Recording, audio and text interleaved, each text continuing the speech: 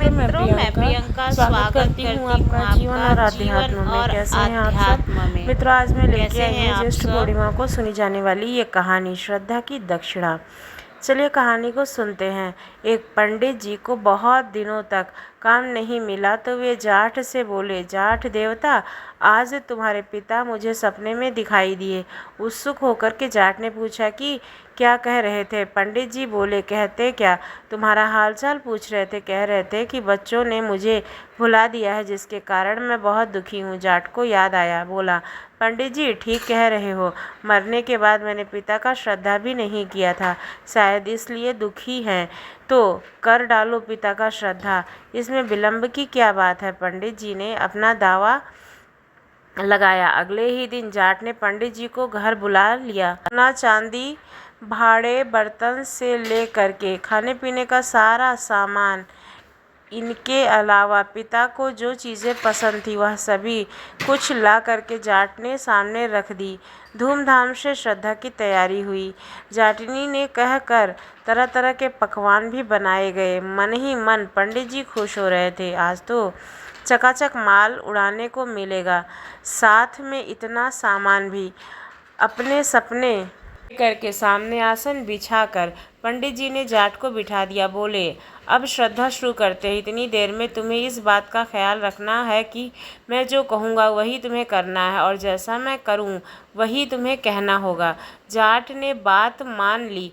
दोनों आमने सामने जमकर बैठ गए। श्रद्धा शुरू हुई। पानी की तरफ इशारा करते हुए पंडित जी जाट से बोले, अचमनी में जल लेकर के पहले आचमन कर लो। उसी तरह लोटे की तरफ इशारा करते हुए जाट भी पंडित जी से बोला, अचमनी में जल लेकर के पहले आचमन कर डालो।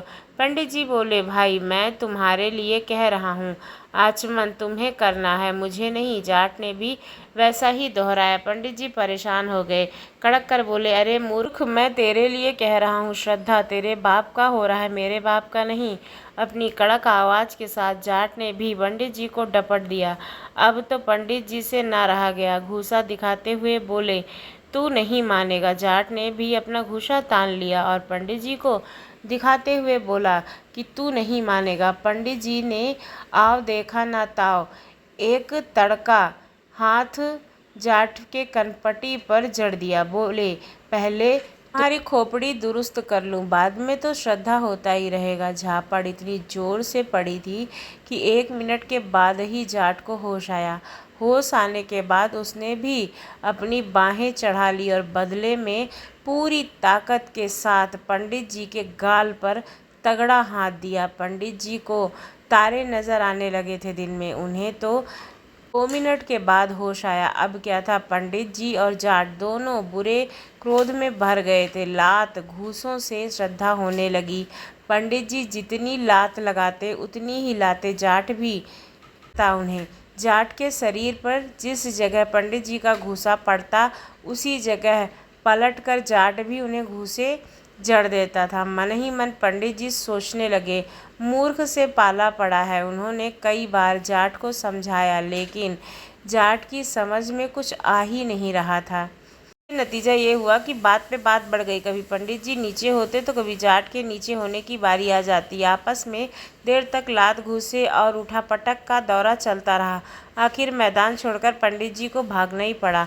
प्रसन्न हो जाट भी अपनी जाटनी के पास लौटा। जगह जगह से कपड़े फट जाने के कारण जाटनी ने जानना चाहा तो जाट ने बताया कि पंडित जी के साथ श्रद्धा कर्म करते हुए यह सब हुआ। जाटनी ने पूछा, श्रद्धा तो अच्छी तरह से हो गया ना? जाट ने उत्तर दिया, बहुत अच्छा हुआ। अच्छा ना होता तो मेरी ये हालत ना होती। पंडित जी ने कोई कसर ना रखी, मैंने भी पूरे जोर शोर से काम किया, चलो अच्छा हुआ। लेकिन पंडित जी को कुछ दक्षिणा वगैरह दी या नहीं दी? जाटनी ने पूछा।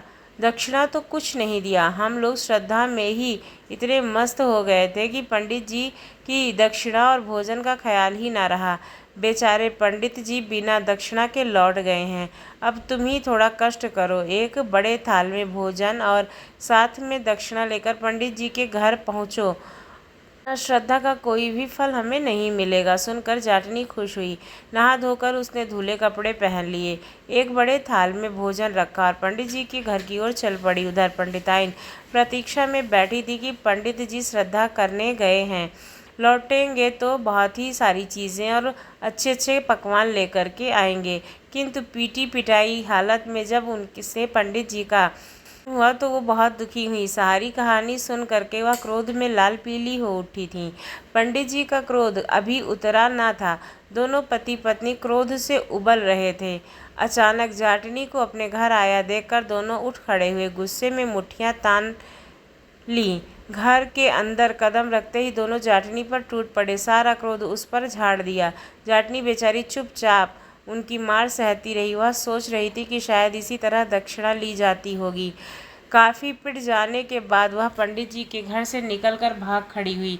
घर पहुंचने पर जब जाट ने पूछा तो बोली, श्रद्धा करना आसान है, किंतु दक्षिणा देने का काम तो और भी मुश्किल है। तुम अगर दक्षिणा देने जाते हो तो मालूम होता कि कैसी दक्षिणा होती है। दोस्तों, श्रद्धा की दक्षिणा, पंडित और जाट की कहानी कैसी लगी? मुझे उम्मीद है आपको ये कहानी सुनकर काफ़ी मज़ा आया होगा। अगर मज़ा आया हो तो हमारे चैनल को सब्सक्राइब करना बिल्कुल भी ना भूलें। धन्यवाद।